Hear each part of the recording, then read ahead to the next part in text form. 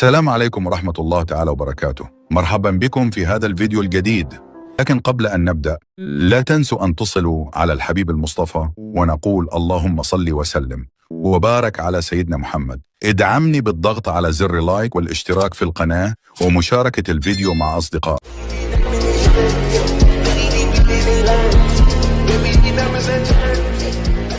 الدراري شي مشاكل شخصيه الدراري خلوني انني الدراري نحقد على العالم كامل الدراري وانني نتلاح المخدرات باش انني نسي. انا شنو درت؟ بقيت كنسي بالمخدرات.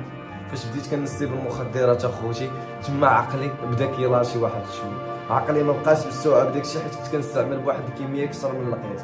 ويا ربي يسمح لي ويا ربي يسمح لي من والديا ويا ربي يسمح لي منكم حيت نتوما كذبت عليكم في واحد الفيديو قلت لكم باللي راه انا ما كنديرش داكشي وصراحه كنت كندير داك. في رحلة حياة صانع المحتوى المغربي محمد الصاعي اللي كيتعرف بلقب ميد الصاعي كتبان ملامح قصة شاب ذاق طعم الشهرة، ولكن في المقابل عاش مرارة الانهيار والندم.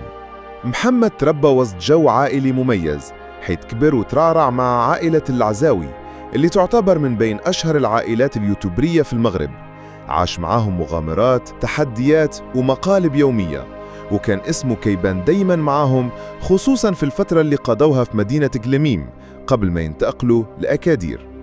ولكن هذه العلاقة بالرغم من قوتها ما بقاتش على نفس الحال، ومع كبر محمد في العمر قرر يبعد شوية على العائلة ويمشي يعيش حياة مستقلة في الدار البيضاء كي يبغي يجرب أسلوب جديد بعيد على ضغط الكاميرا وتوثيق الحياة اليومية. من بعد هذا القرار بدأت ملامح شخصية ميد الصاعي كتتبدل شوية بشوية. بدأوا كيبانوا عليه تصرفات مختلفة سواء في الفيديوهات ولا في غيابه المتكرر على اليوتيوب. المتابعين اللي ولفوا حضوره ونشاطه بدأوا كيسولوا واش تبدل؟ واش كيعاني؟ واش طرف في شي بلاصة خايبة؟ الشكوك زادت أكثر من اللي بدأ كيحط ستوريات ومقاطع في الانستغرام فيهم هدرة مش مفهومة وتصرفات بين ماشي في حال العادة بحال إلا كان تحت تأثير شي حاجة. وهنا بداو الناس كيقولوا باللي راه تبلى بالمخدرات.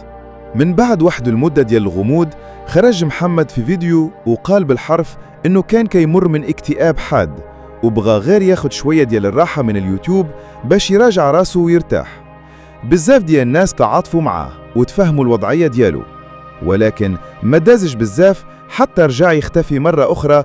ومن بعد خرج علينا في منصة كيك وولا كيدير لايفات بطريقة حرة بزاف بحال اللي عايش في لعبة GTA كيهدر في كل شيء بلا حدود بلا قيود. ولا تصرفات ديالو بين غريبة ودانت عليه الحيرة والتيه. والمفاجأة الكبيرة كانت من بعد شهر ونص ديال الغياب التام ملي حط ستوري وقال فيه السبب الحقيقي ديال الغياب. دخل سجن عكاشة لمدة شهر من بعد ما دار حادث خطير بسيارته، وكان السبب الرئيسي هو أنه كان تحت تأثير المخدرات وتخالص مع واحد السيد في وسط الطريق وتصرفات ماشي في حال إنسان عاقل. اعترف بنفسه أنه كان كيعيش بحال إلا مفصول على الواقع وكأن الحياة تحولت عنده للعبة خطيرة، وبالضبط هادشي اللي دخله للسجن. إلا غصنا أكثر في القصة ديال ميد الصاعي غادي نكتشفوا أنه هادشي كامل ماشي غير غلطة عابرة، ولكن سلسلة من الانهيارات النفسية والاجتماعية اللي بدات من النهار اللي بعد فيها على العائلة اللي احتضنته، عائلة العزاوي فاميلي. فبعيد على الأضواء في مدينة كبيرة وصاخبة بحال الدار البيضاء عاش محمد وحدة حقيقية. ما كانش دعم نفسي وما كانش بيئة تستوعب تقلباته، ومع الضغط اللي كان كيتراكم عليه قلب على مخرج، وللأسف لقى المخدرات كأقرب باب، ولكن كان باب جهنم. الناس اللي قريبين ليه لاحظوا تغيير كبير عليه، ما بقاش فيه الرغبة ولا عنده اضطرابات في النوم، كينفعل بلا سبب ويبدأ يبعد على كل شيء حتى على عسو. ما بين الرغبة في الهروب والتيه الداخلي لقى راسه عايش في عالم رمادي، لا هو في الماضي اللي بناه لا هو قادر يبني المستقبل. ومن اللي يدخل السجن العقوبة ما كانتش غير جسدية، كانت نفسية أكتر. وقال محمد بنفسه أنه الشهر اللي قضاه في عكاشة غير له كل شيء، خلاه يشوف راسه في المرآة ويواجه الحقيقة. راه كان يدمر راسه بلا ما يحس. خرج من ثم مثقل بالندم، ولكن في نفس الوقت متحرر من الوهم. فهم أن القوة ماشي في أنك تعيش بحرية، ولكن في أنك تعيش بوعي ومسؤولية. تحافظ على صورتك من الداخل ماشي غير قدام الكاميرا. اليوم محمد الصاعي ما كيعدش غير الجمهور بالرجوع، ولكن كيوعد رأسه قبل من أي حد إنه غادي يبني حياته من جديد ويصلح اللي ممكن يتصلح. وربما هذه التجربة المؤلمة تكون الدرس اللي نقضوه قبل ما يفوت الأوان. وهكذا تسدد صفحة من حياة شاب ذاق طعم الشهرة وطاح في فخ الانهيار، ولكن اكتشف في الآخر إنه الرجوع للذات هو أعظم انتصار.